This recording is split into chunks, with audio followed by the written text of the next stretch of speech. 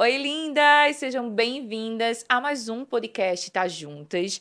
E hoje vamos falar de um tema muito importante. Não que os outros temas não fossem importantes, mas assim, quando a gente fala de pós-parto e desse tema, mexe muito com o emocional de nós, mulheres, que somos mães, que estamos passando por essa fase. E é bem importante a gente ter um direcionamento emocional.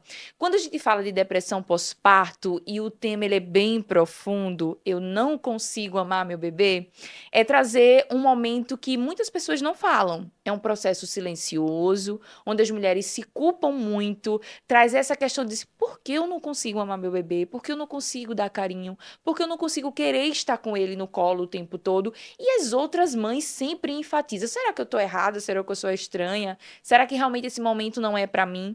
O que a gente realmente nota é que a maioria das mulheres estão naquela fase de deslumbre, de receber o filho, de enxergar eles no braço, e dizer assim, nossa, meu filho está no braço e eu quero ficar agarradinha com ele 24 horas no ar.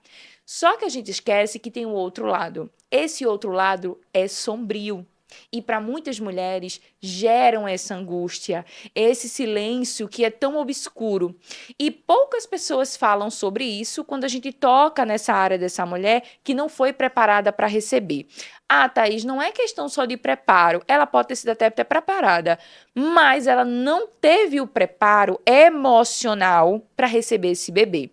E para enfatizar esse tema, que é muito importante, claro que eu tinha que chamar uma psicóloga que trabalhasse sobre essa especialidade eita, parentalidade, quase que não sai, né? Parentalidade, porque entende do assunto. E eu não poderia chamar uma psicóloga clínica geral, uma psicóloga que é generalista, porque ela não tem esse olhar, ela não tem esse feeling, ela não tem essa conexão. E para a gente entender sobre esse tema, é como eu sempre digo aqui, precisamos sempre trazer um especialista, porque vai entender onde está a dor, onde vai trabalhar o emocional, onde vai fazer com que essa mãe se aproxime desse bebê e trazer esse momento puerpério mais leve, mais prazeroso, mais gostoso. Então, estou aqui com ela, Brenda, ela que é uma das referências aqui em Carpina, região, já para trabalhar esta questão da parentalidade. Minha gente, hoje está demais, viu? É um trava-língua na minha língua hoje. Mas, para a gente falar sobre esse tema, seja muito bem-vinda, Brenda, eu queria realmente trazer você aqui, porque você é especialista nessa área, e é uma área que poucas pessoas realmente têm essa assistência. E toda mulher que tem esse problema no pós-parto vai procurar uma psicóloga clínica. E ela acha que isso não tem uma especialidade para isso, não tem alguém que vai entender mais do que uma outra. E a gente sabe que existe. Existe essa especialidade, essa profundidade de um sentido. Então, assim, muito obrigada por ter aceitado o convite. É muito bom tê-la aqui no Tá Juntas. E eu quero que você também se sinta à vontade. Fique tranquila, que vai ser um bate-papo gostoso. E eu sei que quem está assistindo vai gostar do nosso bate-papo hoje. Obrigada pelo convite. Sempre fico muito feliz quando as pessoas me convidam para espaços em que a gente pode falar sobre parentalidade, sobre Isso. maternidade, sobre o puerpério, depressão pós-parto, que são temas tão importantes, né, que a gente tende muito a deixar esses assuntos como se eles fossem somente da mulher, como se Isso. fosse somente a mulher, e ela vai vivendo isso de uma forma muito sozinha, né? A gente precisa contextualizar isso, entender que a gente, enquanto profissional da saúde, enquanto equipe de saúde, ou enquanto rede de apoio, tanto profissional quanto familiar, de amigos, também precisa conhecer esse assunto, não é? Porque não é algo que é individual.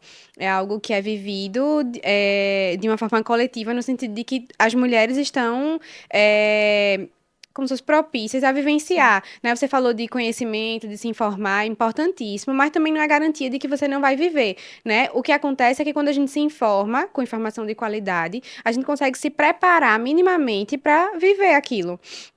Ou para perceber na gente, ou para perceber nos outros, naquela mulher que a gente está acompanhando, que a gente é parente, amigo, né? Ou profissional da saúde, que não necessariamente seja um psicólogo, a gente Uhum. percebe alguma coisa e pode sinalizar, pode cuidar disso, né? Eu, como trabalho com um aleitamento materno, eu sinto muito isso na pele. Quando eu pego essas mulheres gestantes, eu faço todo o pré-natalzinho. Uhum. Mando para o pré-natal odontológico, psicológico, mando para também o pediátrico, quando for no momento, para nutricionista, eu faço todo o passo a passo para encaminhar.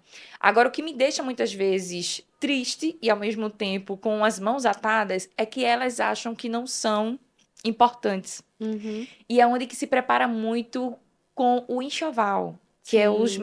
os utensílios, cama, mesa e banho, é o quarto, e esquece do emocional. Uhum. Então, elas acham que o que é mais importante é preparar o quarto, preparar a casa, fazer...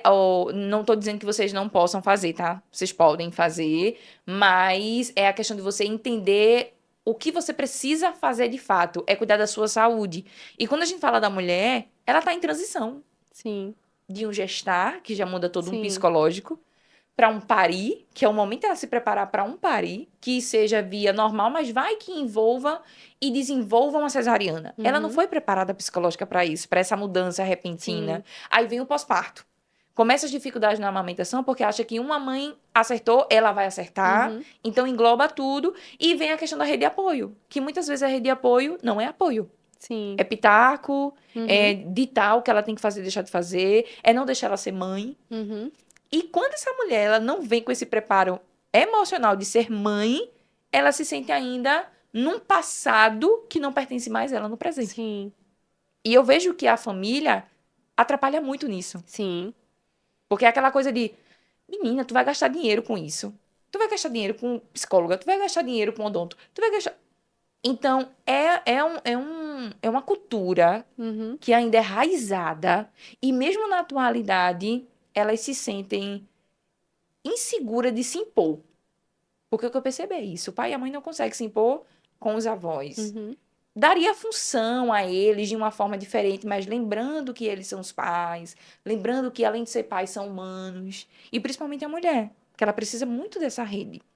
E que está vivendo um momento de muita sensibilidade e fragilidade, né? Tu falou coisas muito importantes. E aí eu vou tentar fazer só assim, como se fosse uma linha do tempo, né? A gente Sim. pensar a gestação, por exemplo. A gestação por si só, ela é um evento traumático do ponto de vista psicológico. Não quer dizer que é uma coisa ruim, mas é um evento traumático no sentido de que inaugura algo ali na tua vida. Antes disso, da gestação, você era uma pessoa, uma mulher, uma profissional, casada, solteira, com uma vida que funciona de uma forma. É Isso. você sozinha, né? Mesmo que você se relacione com pessoas e tudo, você não tem nada no teu corpo além de você mesma, né? E aí, quando você se descobre grávida, seja uma gestação que foi planejada ou que não foi planejada, porque aí tem um outro ponto também. Quando a gente É. fala em gravidez ou na mulher grávida, tem um imaginário social disso, né? Se eu perguntar, se a gente fizesse uma pesquisa, por exemplo, e perguntasse às pessoas o que é que elas imaginam quando a gente diz uma mulher grávida. Normalmente se descreve uma mulher branca, 30 anos, feliz, realizada, casada, que planejou a gestação e que está vivendo a gestação sem nenhuma intercorrência. Mas veja, esse é só um tipo de gestação. É só um tipo de mulher grávida, né? Somos muitas, somos plurais. Tem vários recortes que a gente precisa fazer, principalmente pensando no Brasil, né? Na situação socioeconômica, cultural, política, educacional, tudo isso, né? Uma gravidez na adolescência, por exemplo, não vai ser igual a uma gravidez aos 30 anos. De jeito nenhum. Eu sou mãe de duas meninas, uma de 13 e uma de 3 anos. Eu sou uma mãe diferente. Eu fui uma mãe, uma gestante, uma puérpera diferente em cada gestação, entende? E aí tem isso também. Uma mulher, ela pode ter quantos filhos for, ela vai gestar, parir e ser mãe desses filhos de forma diferente, porque precisa levar em consideração a idade dela, o emocional, a decisão de ter ou não ter um filho, sabe? São muitas coisas envolvidas. Pra gente pensar a gestação, entende? E aí, quando eu falo que é um evento traumático, é nesse sentido, porque inaugura algo novo na tua vida, Sim. né? E é algo que eu costumo dizer que é um caminho sem volta. Por mais que, por exemplo, aconteça de você perder a gestação, de você querer colocar para adoção, de você ter escolhido ser mãe daquele filho, aí nasceu, você não conseguiu se conectar com aquele bebê, ou você se conectou de imediato, entende? Independente do desfecho disso, é algo que não volta. Você não Porque volta você a ser a viveu mesma pessoa. isso, você viveu aquela experiência, ela tá marcada na tua história, Entende? Então, é um evento traumático nesse aspecto. E aí, a gestação, a gente fica pensando muito ainda no imaginário social que vai durar 9 meses, que vai ficar tudo bem, que a mulher vai ficar se sentindo plena, que ela vai se sentir bem com a barriga dela, que ela não vai engordar tanto, que vai ser super saudável. E a gente sabe que existem várias questões de saúde que a mulher pode viver durante a gestação, inclusive de saúde mental. Gravidez não é doença, né? Mas é um momento em que a gente fica muito mais suscetível, muito mais vulnerável e fragilizada, entende?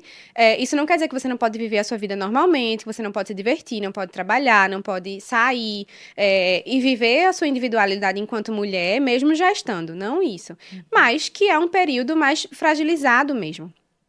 E aí, se a gente for pensar numa gestação que teve o tempo esperado, né? Vai ser ali mais ou menos 9 meses, 39 semanas, 38 semanas, até 42. Então, a mulher teve esse tempo inteiro para se acostumar com a ideia de que ela tá grávida, para se acostumar com a ideia de que ela tem um bebê na barriga, para planejar o nome, para pensar no quarto, pensar no enxoval também, que é algo que se valoriza muito, né? E veja, é importante também, mas não é só isso, né? Primordial é pensar também em como você vai estar para viver essa outra fase da tua vida.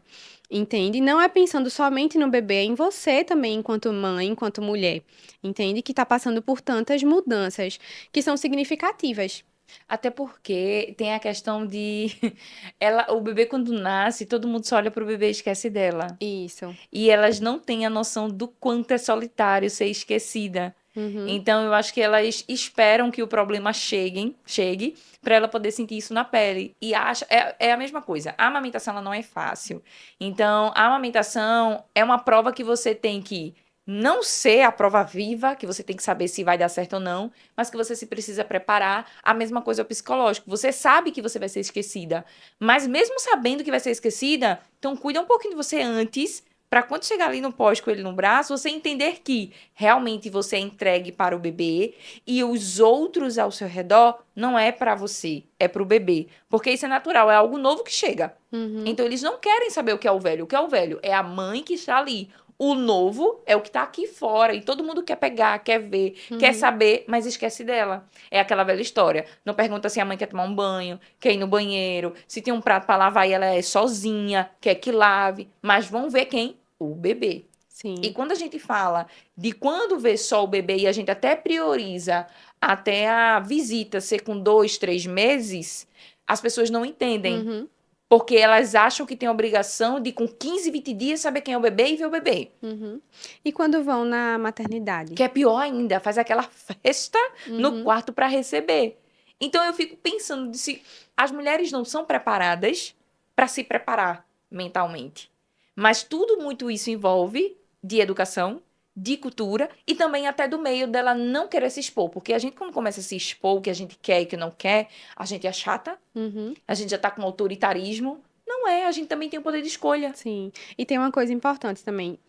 Na tua primeira fala, tu falou da gente esconder o que sente, né? E acontece muito.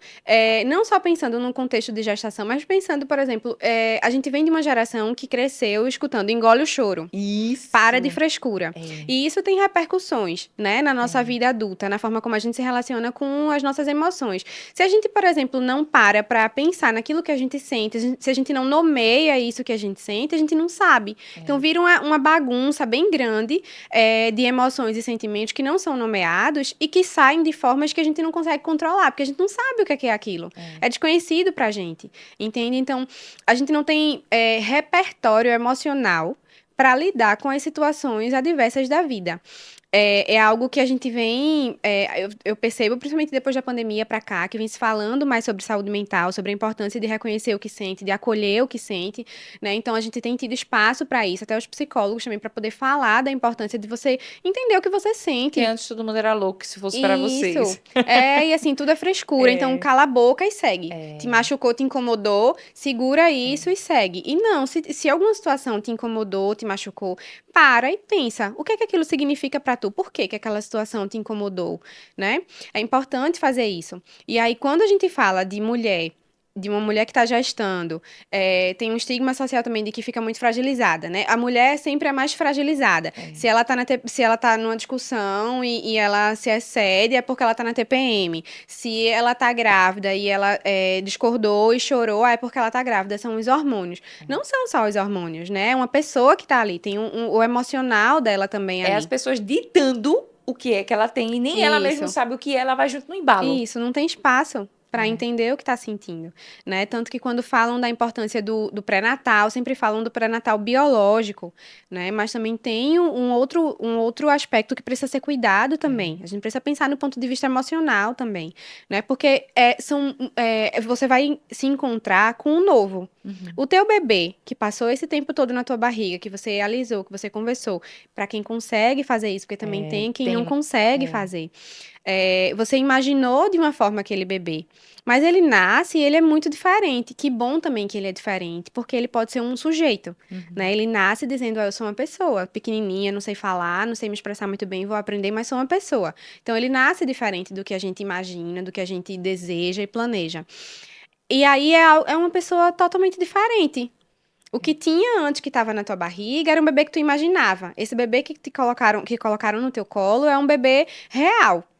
Então, você vai construir um vínculo com esse bebê. Qualquer pessoa que se relaciona com um bebê constrói um vínculo com ele, né? Com a mãe não seria diferente. Isso. E aí tem também uma questão social muito forte, que é o mito do amor materno. Toda Uhum. mulher nasceu para ser mãe, toda mãe ama incondicionalmente os filhos assim que eles nascem, toda gravidez vai ser uma gravidez feliz, todo parto vai ser um evento bom, todo nascimento vai ser um momento feliz. Não, E que nasce também, nasce um bebê, nasce uma mãe. Não, isso. de jeito nenhum. Ela é tão recém-nascida quanto, É. entende?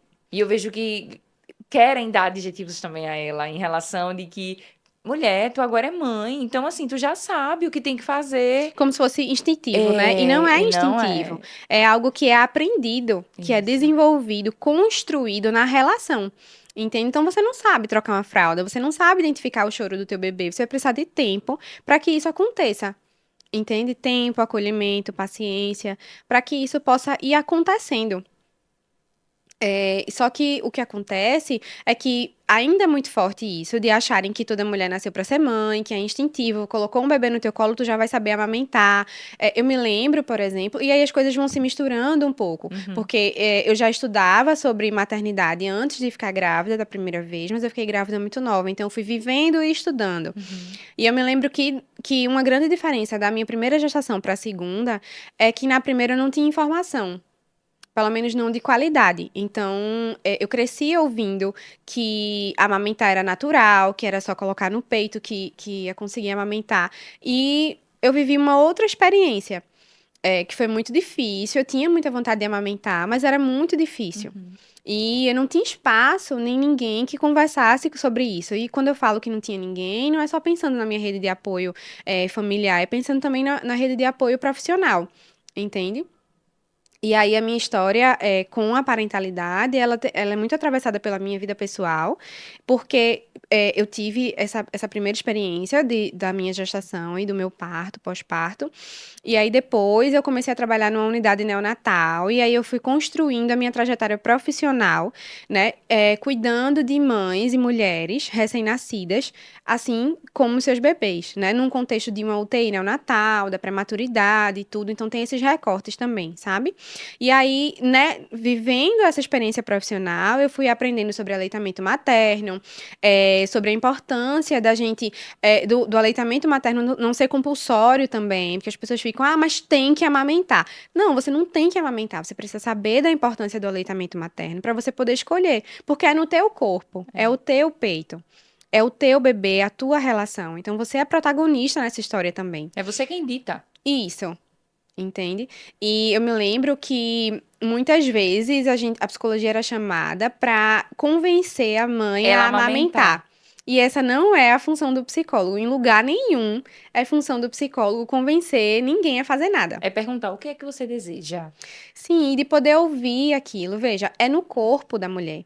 né? Às vezes essa mulher tem uma história com o corpo que é um pouco negativa, às vezes Sim. sofreu algum abuso, às vezes tem uma sensibilidade, às vezes não entende. O corpo da mulher é muito sexualizado, então às vezes o peito também é muito É. sexualizado e ela não consegue entender ali o que é que tá Se é normal o acontecendo. que eu tô fazendo, Sim, se eu tô expondo de uma forma que as pessoas vão me olhar, que eu tô sexualizando minha mama, sim, mesmo querendo dar o peito, é aquela coisa toda. sim.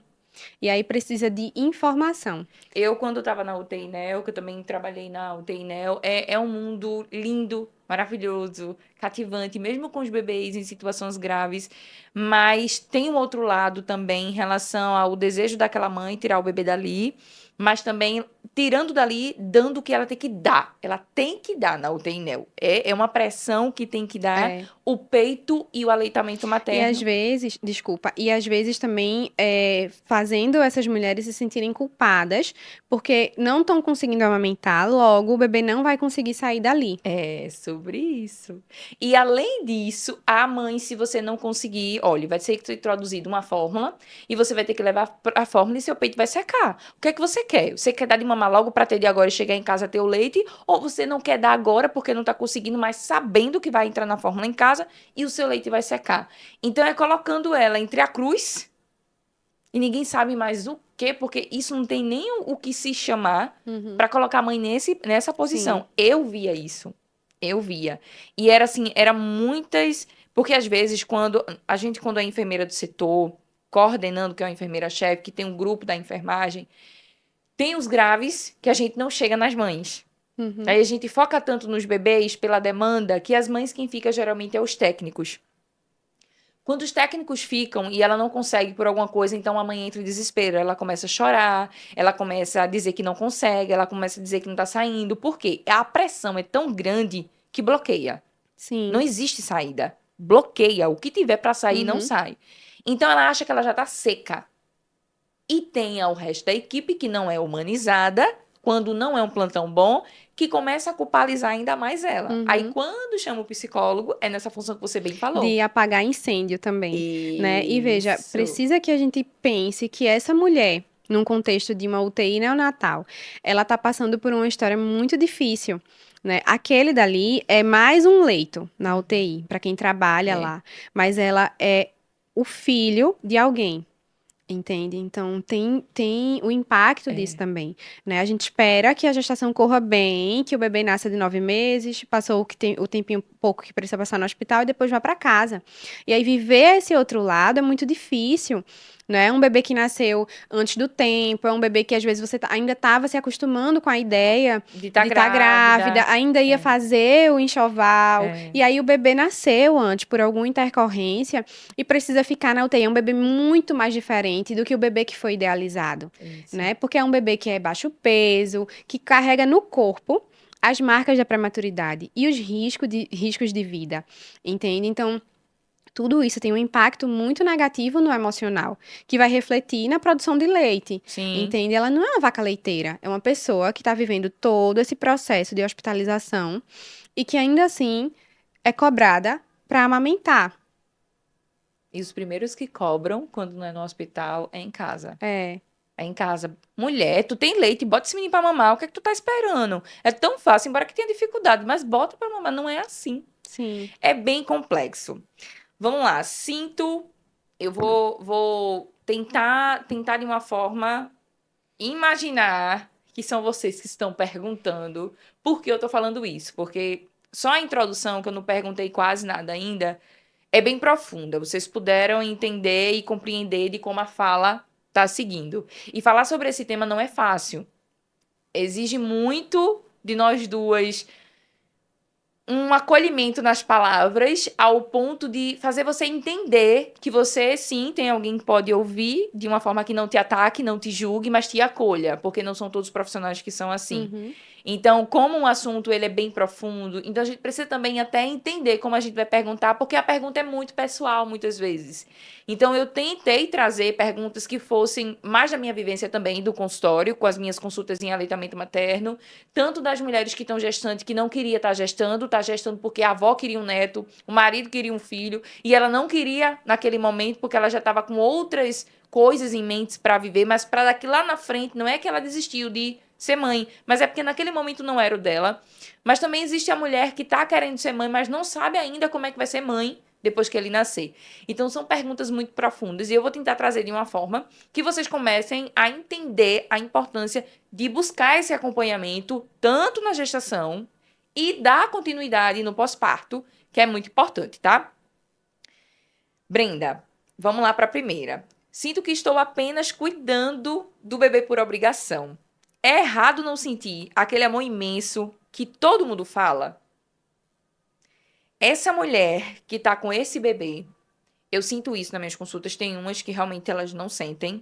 E elas já chegam pra mim dizendo logo, Thaís, ó, eu vou dar logo mamadeira porque eu vou voltar pra trabalhar. Uhum. É a desculpa que elas dão. Porque elas não conseguem dizer, Thaís, eu não queria ser mãe agora. Então, assim, eu entendo que a amamentação é importante, mas eu só queria que você me orientasse nesse primeiro passo para não ter problemas com engurgitamento. Mas depois que eu passar dessa fase, a minha mente, a minha forma de querer seguir é o bebê lá no canto dele e eu no meu. Ela não consegue falar. Uhum. Primeiro que existe um pai, tá ali na frente. Sim.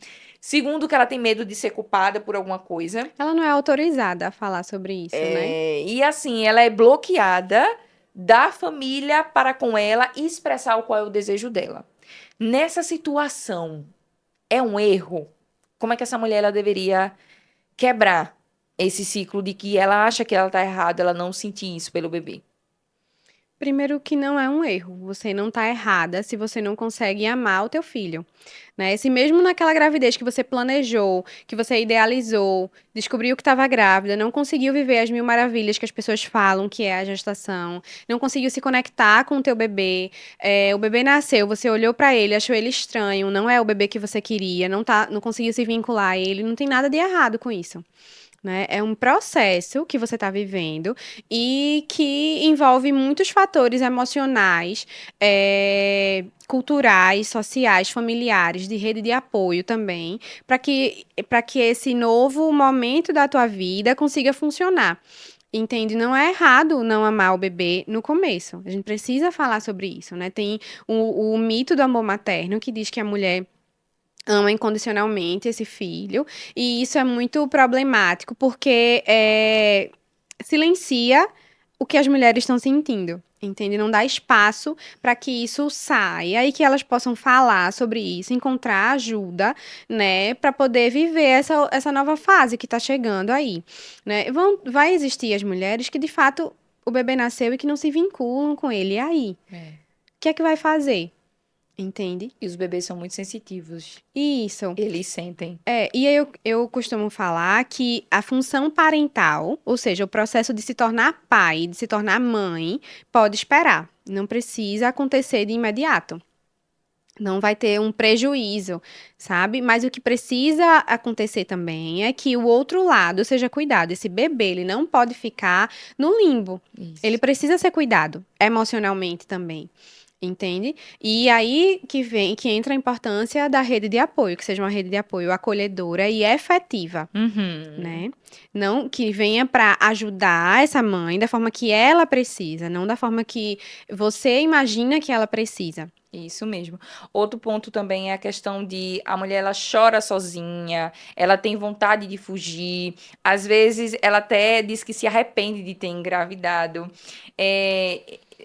Essa sensação é normal todas as mulheres terem, ou já é um sinal de que já está passando da hora dela estar sendo acompanhada para trabalhar esse psicológico, porque ela já está grávida.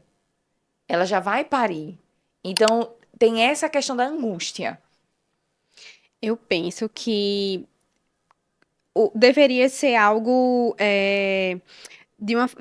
deveria ser mais conscientizado sobre o pré-natal psicológico, por exemplo, assim como se fala da importância do pré-natal biológico, né? De fazer os exames, de fazer as ultrassons, de se alimentar bem, de ir nas consultas, né? em paralelo a isso, deveria acontecer também uma sensibilização para o pré-natal psicológico. Eu não sei como é que tem funcionado no SUS, não trabalho mais no SUS há um tempo, não tenho me atualizado sobre isso. Sei que no particular é possível fazer, mas não sei como é que funciona no SUS. Mas sei da importância disso, sabe? Uhum. Porque, veja, são muitas mudanças que vão acontecer. Então, você tem um espaço para você poder falar sobre as angústias que você tem vivido, mesmo amando aquela barriga, né? Mas poder falar sobre isso, sobre a ambiguidade de sentimentos que é tão natural Isso. do processo de se tornar mãe.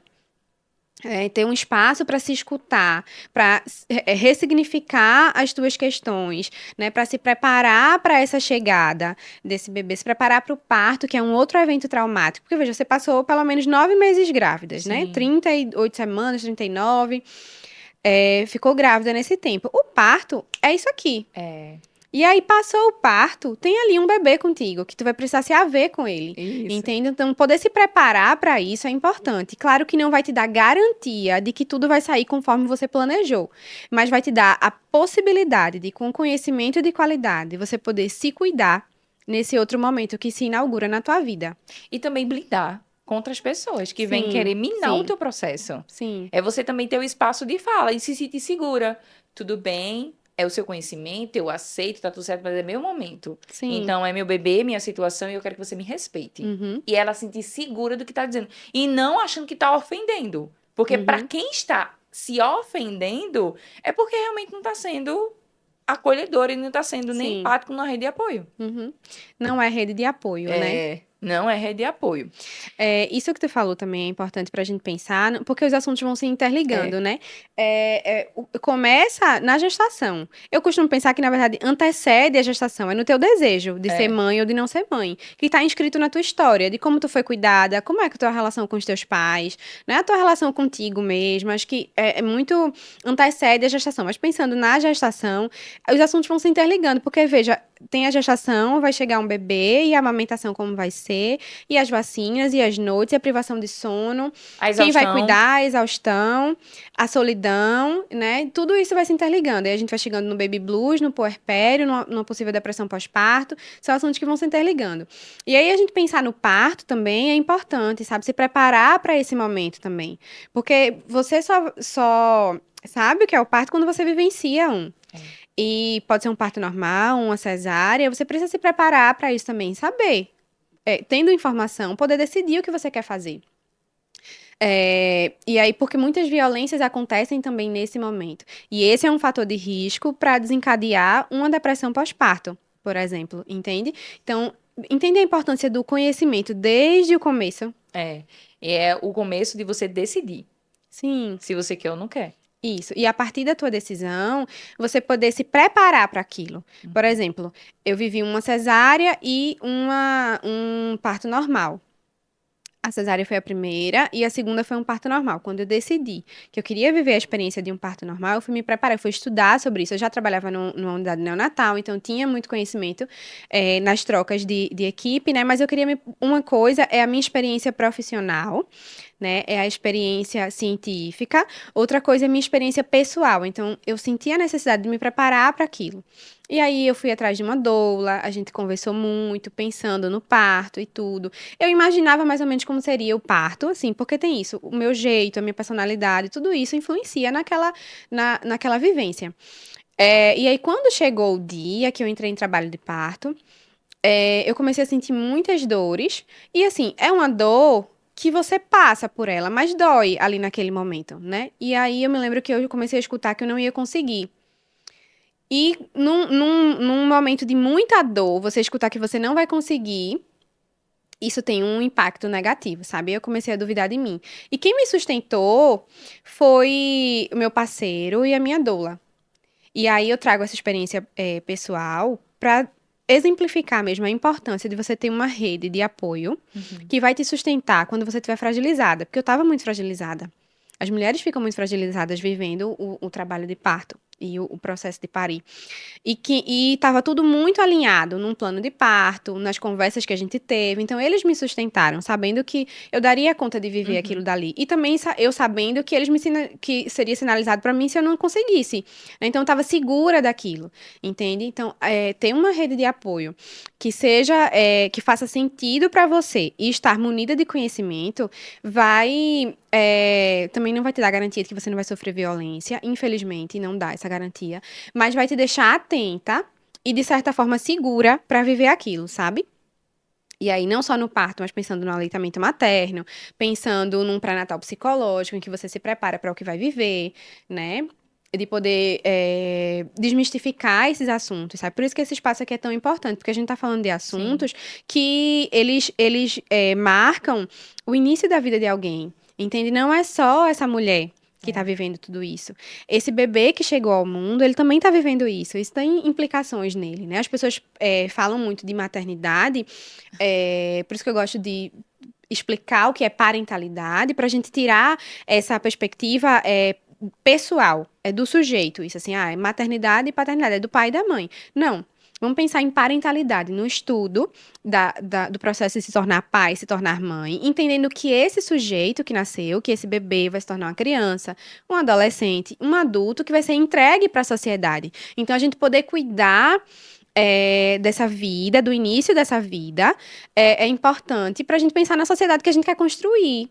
Até porque, quando a gente fala assim na questão do bebê evoluir, que nem você está falando, como ele é muito sensitivo, ele também começa a ter memórias afetivas de uma forma que não é saudável, não vai ajudar ele. Sim. Emocionalmente, o bebê ele já vai ser também restrito, ele vai ser um bebê também que vai ser pressionado por alguma coisa, é um bebê que ele já vai saber que isso aqui é errado, mas não era errado, era certo. Uhum. E o que era certo, eu começo a dizer que é errado. Então, ele leva para o histórico dele também emocional a carga que foi depois que ele nasceu.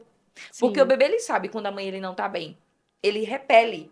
Ele Uhum. repele. Então, o repelir na mãe naquele momento é como se minha mãe não gosta de mim e eu não quero ficar perto dela. Parece que longe, ela começa a ver. Uhum. Parece que longe ele fica melhor do que perto de mim, mas é porque ela não se encontrou com o turbilhão que ela tá sentindo e inconscientemente ela tá passando pro bebê. Ela não conseguiu se humanizar para esse bebê, porque não teve espaço para ela se Pois humanizar é. para ela mesma. E ela conseguir assumir o que ela tá sentindo, entende? E isso implica demais nele. Isso, e veja, o bebê sente mesmo. É. E uma coisa que a gente escuta muito mas não fica assim não, porque o teu bebê vai sentir. Tu tá grávida, tu não pode se estressar. Tu tá grávida, não fica triste não, porque o bebê vai sentir. Veja, inevitavelmente o bebê vai sentir. Inevitavelmente. E é importante que sinta também, porque veja, é um ser humano ali, então é É. importante se humanizar pro teu filho, se humanizar pro teu bebê, mesmo na gravidez ainda, entende? De você poder se legitimar a sentir o que você tá sentindo, Nas né? No processo de educação, por exemplo, de um bebê, de uma criança, é muito importante que a gente possa se humanizar para o filho e poder Sim. dizer a ele o que sente. Não quer dizer que você vai estar depositando no teu filho, descarregando no teu filho as suas questões emocionais, mas de você poder abrir um espaço para conversar sobre emoções e sentimentos, isso é muito importante para você É. e para o teu filho, para ele aprender que ele pode sentir, É. que ele pode se frustrar porque não deixou ele assistir na hora que ele queria, que ele pode ficar triste porque você disse que ele não vai ganhar tal brinquedo. E que ele pode conversar sobre isso, entende? Porque o que acontece muito na vida, de uma forma geral, não pensando só na maternidade, é que a gente vai aprendendo a esconder o que a gente sente. É. E aí vai escondendo, vai escondendo, vai escondendo. E isso, na verdade, não tem onde a gente esconder dentro da gente. Não tem um lixeiro que a gente bota lá dentro e que aquilo dali sai. É dentro da gente que continua. Então, continua ali, dentro de uma gaveta que a gente vai acumulando, ou a sujeira embaixo do tapete que a gente acumula. Em algum momento isso sai, entende? Então, a gente poder reconhecer o que a gente sente. E pensando na educação de filhos, se humanizar para ele, a gente possibilita que ele seja um humano também. Que ele possa reconhecer o que sente, falar sobre o que sente. E isso é revolucionário, sabe? A gente se humanizar diante da vida mesmo, das pessoas. Principalmente se a gente for pensar na sociedade que a gente vive, que cobra a produtividade o tempo inteiro. Você precisa estar em alta performance, você precisa estar dando o seu melhor sempre. E o seu melhor não é o melhor para você, é o melhor para o outro. É É. respondendo uma demanda do outro. É. Entende? É um ritmo de vida muito acelerado. em que a gente não consegue parar pra pensar o que a gente sente. Às vezes passou o dia com uma dorzinha na cabeça, uma dor na coluna, mas não teve tempo nem de passar a mão e dizer, tá doendo mesmo. Será É, que eu preciso tomar um vai no remédio? automático. Vai só no automático, sabe? E isso cobra um preço. Eu gosto muito de falar nas consultas quando as mães chegam com a pressão de ter que fazer o que tem que fazer e o bebê ele repele. Eu disse, ó, já conversou com ele o que é que você tá sentindo? Sim, Você já disse pra ele o que você tá sentindo, o que você tá pensando, pra ele entender o que você tá passando? Você já chorou? Já liberou? Não liberei nada, Thaís. Quando eu falo já chorou e ela não liberou nada, ela já tá liberando. sim, Quando ela libera, o bebê já acalma. sim. Porque parece que tá dizendo assim, ó, alguém fez ela liberar pra eu entender e eu me conectar. E depois que ela libera, ela se conecta, Uhum. ela entende, traz o bebê mais pra perto, porque ela acha que o bebê não pode saber o que ela tá sentindo, porque além dele não entender, porque na cabeça deles o bebê não entende, Uhum. porque eles não vão entender e também eles não vão corresponder. E eles Sim. correspondem. Eles ficam calmos, tranquilos, eles respondem É. na velocidade que ela quer e fica tudo bem. Os bebês são muito responsíveis. E o que tu faz, assim, é incrível. É uma intervenção que o psicólogo faz também. Porque eu preciso trazer com que ela libere para eu começar a fazer minha consulta. Isso, Não adianta eu exato. chegar e meter a mão e dizer que ela tem que fazer se o que está interno está preso e eu não Isso, consigo quebrar. isso. E tem uma coisa, assim, a gente fala do bebê, fala sobre o bebê, Uhum. fala na frente do bebê, mas não fala pro bebê. É, Entende? E precisa falar pra ele. Ele é, escuta, ele não é. vai te responder como a gente tá conversando Pois aqui, é, mas mas ele ele vai, é, isso, ele vai te responder de alguma é, forma e você vai entender aquilo. é. Então você precisa falar com o teu bebê, entende? Num contexto de UTI, a gente fazia muito essa intervenção de fazerem, porque uma coisa que acontece, né? Essas mulheres se sentem muitas vezes culpadas, às Uhum. vezes não tem nem alguém de fora que falou, mas no contexto elas se sentem sendo responsáveis pela prematuridade daquele bebê. E aí elas entendem, e isso é um processo inconsciente, elas entendem que elas não são importantes ali naquela cena de UTI. Quem é importante para salvar a vida do bebê é a equipe de saúde. É. Logo, vou ficar mais aqui no meu canto, não vou atrapalhar para que eles possam cuidar do bebê. Mas o cuidado médico é importantíssimo, fundamental. Só que é imprescindível o cuidado emocional, o cuidado afetivo. Então, você ter ali o seu pai, a sua mãe, cuidando de você enquanto bebê, isso Eu, também te dá é, garantia de que você vai conseguir sair dali. Garantia não no sentido de que todo bebê vai sim. sair. Infelizmente, a gente não tem um controle sobre a vida, né? Mas nesse sentido de que ali já se começa a construir algo que faz a diferença no processo do bebê. Entende? E aí, isso não é só pelo bebê, é também por essa mulher, por esse homem, para que eles possam viver aquilo, se autorizar a viver esse processo que é o início da vida desse bebê é desse jeito. E aí, uma intervenção que a gente fazia muito era perguntar, quando pergunta assim, como é que tá o teu bebê? Aí essa mãe consegue responder, parece o prontuário do médico, que depois a gente lê, você vai ver as mesmas É. informações. E aí você pergunta, tá bom, que bom que você tá informada, que consegue saber sobre isso, que conversou com o médico e entendeu, mas eu queria saber como é que tá o teu bebê.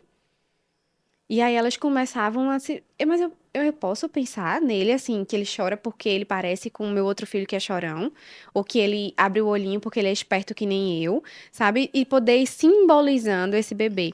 E isso não só num contexto de prematuridade, num contexto de hospital, mas em qualquer contexto de chegada de bebê. É importante que você olhe para ele como um sujeito. Uhum.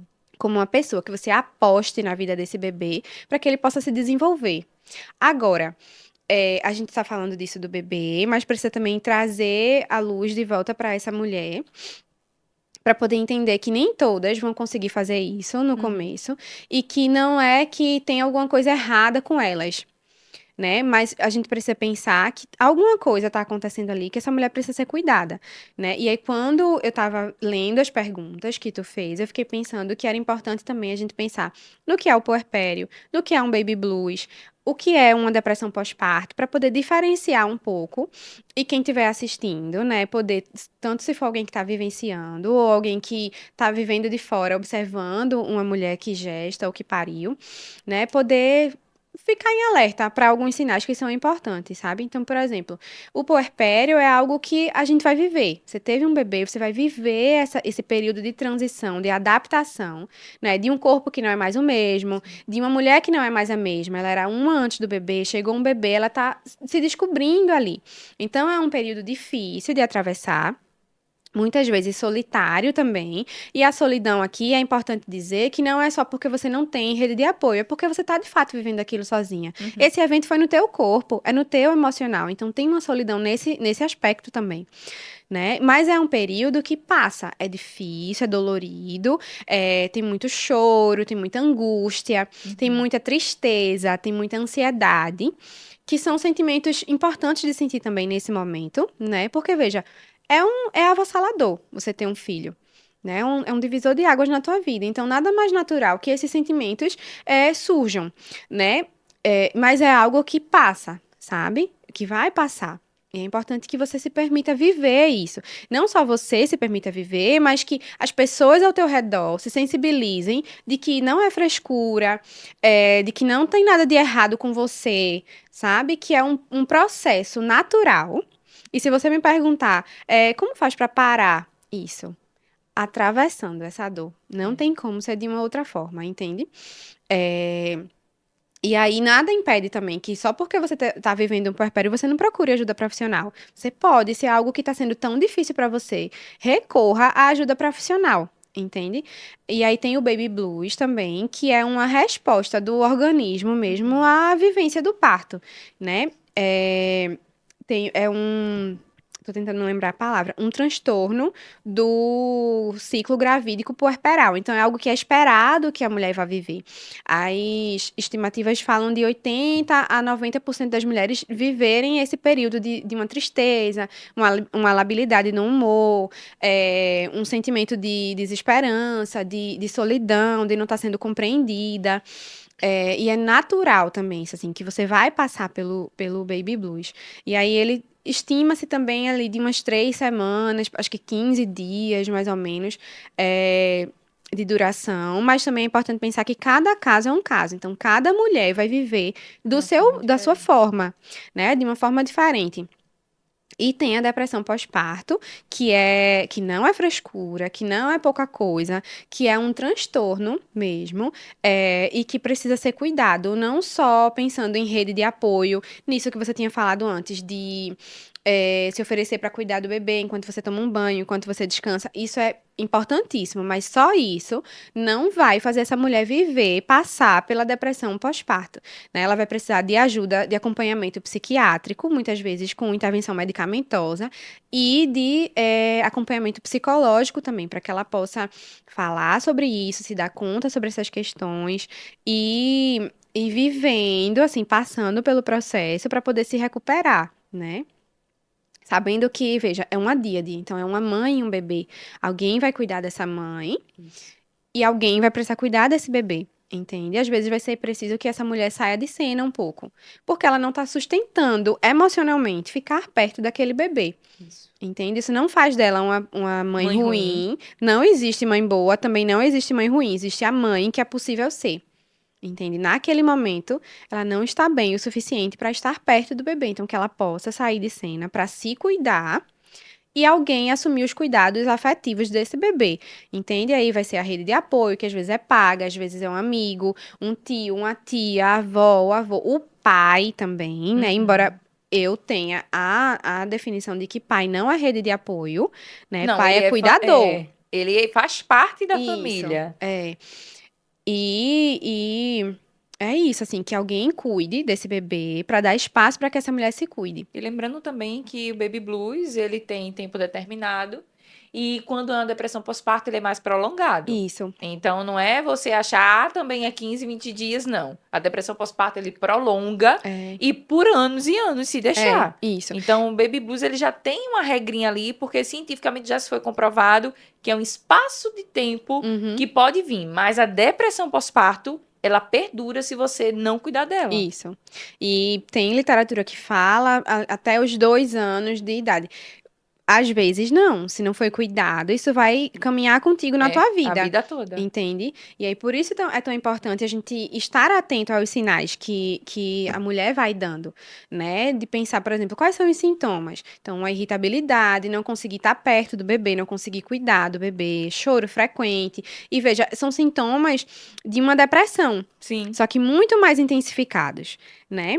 E que, mais uma vez, não pode ser tratado como frescura, como fricote. Ah, ela não E quer nem cuidar do filho. E silenciada. nem silenciada. Essa mulher precisa de espaço seguro para poder se abrir, para poder se cuidar. Entende? E também, pensando sobre o cuidado, tem uma coisa também. A gente é muito acelerado, né? A gente quer que tudo fique bem de uma hora para outra. E não vai ficar tudo bem de uma hora para outra. Vai ser preciso tempo Isso. para viver o que precisa ser vivido, para que depois as coisas vão ficando bem. Uhum. Entende? Então, entender isso também é importante, porque às vezes acha que começou a tomar o remédio já vai ficar bem. Começou a terapia, um mês depois tá tudo bem. Não tá, é um É um processo processo. lento, demorado, que é É, diferente do tempo do relógio, é. né? Pra gente chegar aos finais, ela tem medo de falar sobre o que ela sente. E principalmente pelo julgamento, por ser uma mãe ruim, que você já salientou aqui. Como é que essa busca de ajuda, sem ela se sentir ainda mais culpada, ela pode pensar? Qual uma forma diferente que ela pode pensar assim, eu preciso de ajuda, mas assim, não se culpando tanto pelo processo. Existe uma forma que ela pode se pensar, vou clarear um pouquinho mais aqui, para vocês entenderem. Vamos supor, a gente tem uma problemática. A gente só consegue enxergar essa problemática batendo de frente com ela. Mas essa problemática eu posso seguir um caminho que seja um pouco menos tortuoso para chegar até o meu ponto específico para bater o martelo. Então é esse ponto sem me sentir tão culpada. É eu dizer que eu preciso de ajuda, eu preciso entender que não é para amanhã que eu tenho que marcar uma terapia, mas primeiro eu tenho que conhecer um profissional que possa me acolher. É nesse espaço de tempo. Como é que ela pode chegar até lá sem se sentir tão culpada? Tem uma frase do senso comum que é: nasce uma mãe, nasce uma culpa. Gostaria de discordar da frase, porque nenhuma mulher que é mãe deveria se sentir culpada. Mas Concordo. concordo nesse sentido de que é algo que é transgeracional, que acompanha a nossa história Isso. enquanto sociedade mesmo, É. e que a gente acaba mesmo. É um processo inconsciente, a gente não consegue controlar nem dar conta disso. A gente sente culpa mesmo. O que não quer dizer que a gente vai se sentir culpada pro resto da vida, porque, por exemplo, hoje eu lido com outras culpas e de uma forma muito mais suave do que eu lidei Com a desde o primeira. início da gestação, da maternidade, entende? E isso se dá muito à minha vivência e à terapia também, Uhum. né? Faço análise há um bom tempo e tenho esse espaço de poder reconhecer e de não me sentir culpada por não sentir mais culpa de algumas coisas, entende? É É, questão de evolução. isso. E de se libertar É. também de coisas, de demandas que não são suas, né? A sociedade é que pensa isso, que quer Isso. fazer você se colocar nesse lugar Isso. de mãe culpada, de mãe que não dá conta, de mãe que não cuida bem, entende? Isso é muito desumano, porque é tão difícil criar um filho. E aí, se você vem com essa carga que não é tua, isso só dificulta, mas e adoece, é É. adoecedor. É. Entende? Tanto que já se fala muito em burnout materno. E uma coisa que eu fico pensando, assim, que é intrigante pra mim, é que, veja, fica parecendo que, veja, você tá com burnout materno, então a culpa é tua que se sobrecarregou. A culpa é tua que não se cuidou tanto e adoeceu. Quando na verdade não é, entende? Pra chegar na psiquiatria e na psicologia, muitas vezes, infelizmente, não chega no começo, assim, eu tô sentindo alguma coisa, eu vou me cuidar. Chega depois de muito tempo de descaso, de descuido, de silenciamento, entende? Então já chega com algo que está instaurado, que E agora chegar precisa. no problema raiz é fazer ela andar 10 casas atrás para poder andar mais 10 para frente e começar a fluir. Sim, Porque elas acham que vou trabalhar agora na psicoterapia e vai evoluir da frente. Não, o psicólogo vai poder, o psicólogo, tanto o psiquiatra, se for o caso, ele vai buscar o que está lá atrás. Então a gente vai ter que dar sim, 10 passos para trás sim. para poder entender a história no início. Uhum, E desse início a gente evoluir agora os 10 para frente, porque o isso, problema raiz chegou. E desse problema raiz entendemos, agora vamos seguir o fluxo na frente. Só que sim. muitas acham que não é assim. É, É chegar e resolver o de isso. agora. Mas o de agora é uma dor superficial que a base do iceberg é muito Isso, é só a profunda. pontinha, né? É, Por então, trás tem muita coisa daqui para que que ela foi entenda isso. negligenciada, que não foi cuidada, né? E aí você perguntou de como fazer isso sem sentir tanta Sim. culpa. Primeiro entenda que a culpa não é tua, colocaram pra você. entende? O que você tá sentindo é legítimo, merece ser cuidado. Não é porque você se tornou mãe que você deixou de existir. Continua existindo uma mulher ali. E tem um conflito muito grande entre a mãe e a mulher. Porque a mulher era de uma forma e agora ela é de outra, mas ela nem sabe como ela é ainda, né? Tem estudos que falam que o corpo, por exemplo, demora 5 anos para se recuperar do parto e da amamentação. Então, vê quanto tempo pra gente tá querendo com 2, 4 meses já tá tudo bem. Não vai ficar tudo bem assim de repente. É uma mudança muito grande que precisa de tempo mesmo para que o corpo vá se acomodando, para que você vá se redescobrindo, né? Porque é isso, você deixa de ser você, mas você continua sendo você. Quem é essa nova você? É. Você vai precisar de tempo para entender. Entende? E tempo até no dia a dia mesmo, de poder sentar e ter um momento seu. As pessoas falam muito de autocuidado, como sendo um banho demorado. Não é. É, Banho não. demorado não é. É necessidade. Tomar um banho decente é uma necessidade básica. É. Dormir é necessidade básica. É. Não é autocuidado. Entende? Você poder ter estratégias de autocuidado é importante, mas sabendo que nem tudo é autocuidado, né? Por exemplo, sair de casa teve um dia muito cansativo, conseguiu alguém pra ficar com o bebê, conseguiu sair de casa, gosta de ir no salão, foi fazer a unha, ou foi escovar o cabelo. É autocuidado. Mas não é isso que vai resolver, entende? As estratégias de autocuidado, elas não resolvem, elas possibilitam que você tenha respiros, entende? Agora, a terapia, o acompanhamento psiquiátrico, quando necessário, com o uso de medicação, é o que vai te possibilitar mergulhar nisso, entender o que é que está acontecendo e buscar estratégias mais saudáveis e mais funcionais de lidar com essas questões, entende? E aí a gente traz isso como responsabilidade da mulher, sabendo que não é só dela, é responsabilidade dela, assim, decidir quando que ela vai se cuidar. Mas sabendo que tem todo um contexto que ou possibilita ou dificulta que isso aconteça, entende? Por isso que é tão importante a gente falar de rede de apoio e entender o que é rede de apoio. Não é você chegar do seu jeito e fazer do seu jeito, não é você deslegitimar a mãe, inviabilizar ou invisibilizar o que ela fez, o que ela está demandando, sabe? É você se oferecer para ajudá-la conforme as demandas dessa mulher. Perguntar pra ela. Isso. O que O é que que eu é que ela posso? precisa? O que é que eu posso fazer pra te ajudar? O Isso. que é que você está precisando neste momento? Não é dizer, eu vou fazer ali, é o que tu tá. Não, é perguntar a ela, é Isso. só perguntar. É tão fácil, é só pergunta. Uhum. Tá precisando de quê? O que é que você quer que eu faça? É só Isso. isso. Vale muito mais do que ditar o que ela tem que fazer. Isso. Porque não é sobre ela, é sobre você. É você estar ali pra ajudar e não Isso. pra impor algo que não é o momento. Uhum. Então é muito mais que isso. É, é profundo demais. É doloroso demais mexer nas caixinhas. Uhum. Porque só a gente, mulher, que somos multitarefas, precisamos dar conta de muitas coisas, é nós mesmas. Quem tem filho com os filhos, quem tem uma casa com uma casa, quem tem uma família, quem tem um marido ainda do marido, criar ainda uma criança, porque criar é você ter tempo para ela, é Uhum. você ensinar ela sobre as coisas, é você ter momento de lazer, seja com o marido, seja com o filho. São tantas tarefas colocadas numa pessoa só, que é a mulher, que as pessoas acham que a gente tem que dar conta. Uhum. E elas não têm que dar conta. Sim. Ninguém tem que dar conta. Ninguém. Ninguém dá conta de tudo, né? A gente faz o que é possível fazer. E tudo bem. Isso, e entendendo também, porque é isso, tem também uma outra cobrança social, principalmente nessa época que a gente vive de redes sociais, né? Uhum. Tem muita gente ensinando o que é que a gente tem que fazer. Essa pessoa está ensinando, muitas vezes, do auge da sua arrogância, né? Assim, de um lugar Uhum. de muitos privilégios em que para ela é possível fazer aquilo que ela está dizendo. Então é importante estar atento a isso também e olhar para a tua história, para a tua casa, para a tua vida e pensar na minha vida, como é que eu posso fazer isso? Como é que eu posso gerir É essas adaptar. questões todas que eu tenho? Entende? Olhando para a tua vida, para as tuas demandas e necessidades. Não pensando que tudo o que as outras pessoas estão ali no Instagram, num lugar de autoridade, e estão falando ali, tudo aquilo é aplicável. Não é. Tem coisa que não condiz com a tua realidade. Entende? Então, se sensibilizar para isso também, estar atento, é Uhum. importante como uma estratégia de saúde mental, porque senão a gente acaba se comparando sempre com os outros e é uma corrida em que você larga bem lá atrás, entende? Quando falta a rede de apoio, quando falta uma estrutura, Quando falta dinheiro, inclusive, É. né?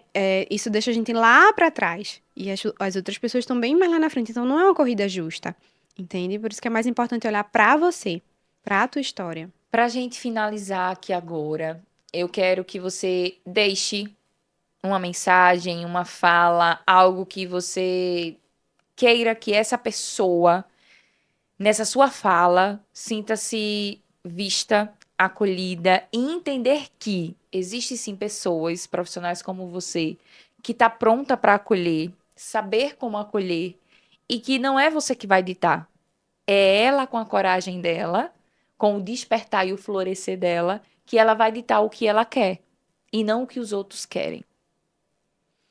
Primeiro, muito obrigada Por pelo nada. convite, né? E quando tu me chamou, eu fiquei pensando no que trazer, assim, não só do ponto de vista de critério de diagnóstico, de esclarecer o que é um, o que é o outro, mas também de uma sensibilização, pensando em que é difícil mesmo viver tudo isso, mas também que tem saídas, sabe? Em algum momento passa, parece estar passando por cima da gente, mas depois passa.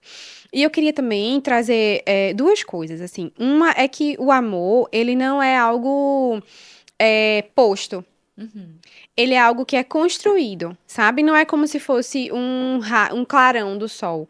Ele é algo que a gente vai regando com o tempo, com paciência, com presença, né, Uhum. com a vivência. E entender isso é importante para que a gente se respeite também no tempo de cada um, sabe? De entender que tudo isso é novo, a chegada de um bebê é nova, é para você, para tua família, para esse bebê também. Então vocês precisam de tempo, de acolhimento, de paciência, né?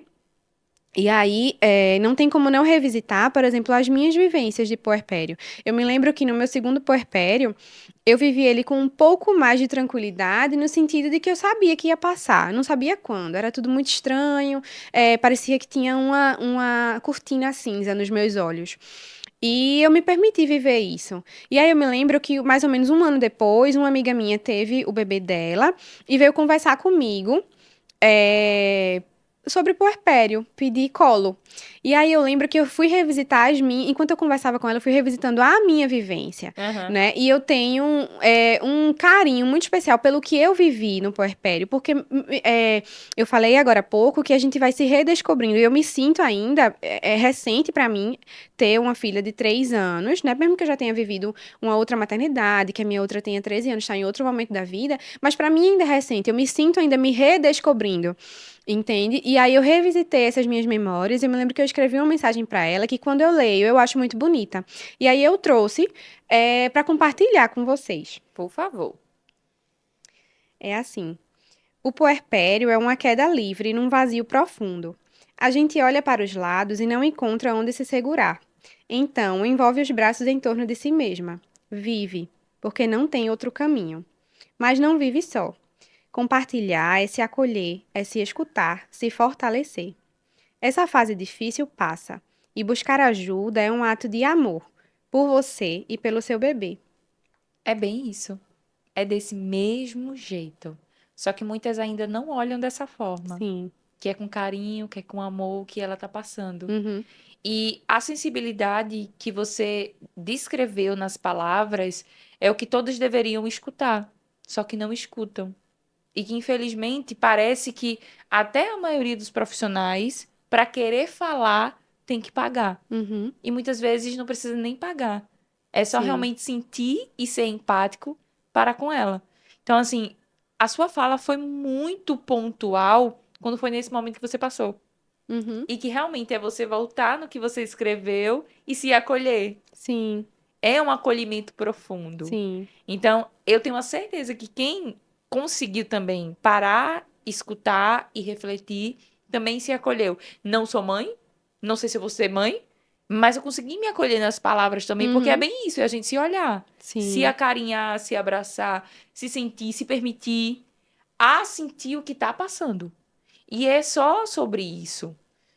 É uma descoberta, como eu sempre venho falando desde o início do programa, é de uma forma dolorosa, que infelizmente a gente tem que passar pela dor para poder se entender Uhum. e que a gente poderia ter um outro enredo.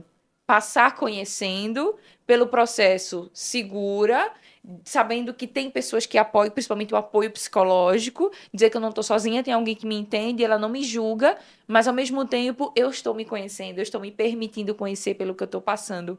E eu espero que quem for assistir, esteja assistindo e quem compartilhar com os outros, possam sentir cada fala que você trouxe, porque você foi muito cirúrgica em cada fala em relação aos pontos de dores, de silêncio, de acolhimento e de permissão. Permissão de se olhar, se auto-enxergar, que se olhar é diferente, é você olhar para o espelho e tentar se reconhecer, que você não vai se reconhecer. É uma outra pessoa, é uma outra mulher. Mas de uma forma de se escutar o grito que grita dentro de cada uma, porque o grito é interno, não é nada externo, só quem sabe é ela. E a vontade de gritar é enorme.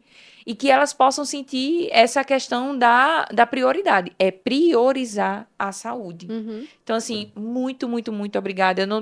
Eu não poderia ter chamado outra pessoa, porque eu já conheci o trabalho. A gente, quando vai procurar e trazer alguém, a gente estuda muito. Eu, na verdade, estudo muito. Então, por que eu estudo? Porque eu acho que não é qualquer pessoa que vai ter empatia com o outro. Muitos profissionais têm e tá batendo. É você entender se aquele profissional tá atuando como ela diz que atua. E você atua brilhantemente no que você se propõe. Porque você tem esse acolhimento, você tem essa empatia, você se coloca no lugar do outro. Você passou pelos processos que, para o outro, você consegue bem alinhar. E isso faz você também entender que é sobre o outro, mas que sua vivência não é colocando a nossa vivência na pele da outra, mas é você conduzir de uma forma diferente. Então, a sua história, o seu processo, também salva a outra.